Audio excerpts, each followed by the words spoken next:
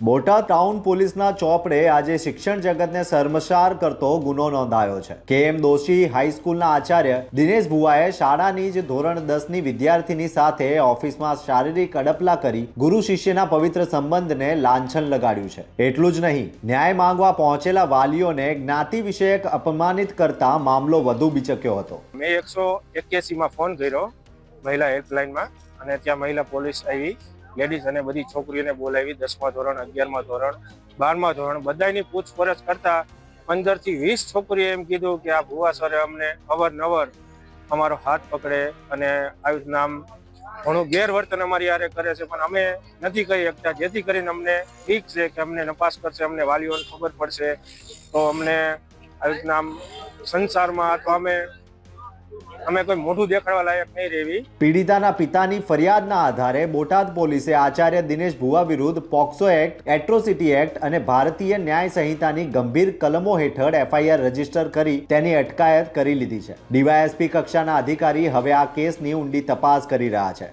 શું આવા નરાધમ આચાર્ય સામે કાયદો દાખલારૂપ સજા ફટકારશે? વાલીઓનો આક્રોશ છે કે આવા કલંકિત આચાર્ય સામે દાખલારૂપ કાર્યવાહી થવી જ જોઈએ। જોતા રહો ગુજરાત વંદન। ધન્યવાદ।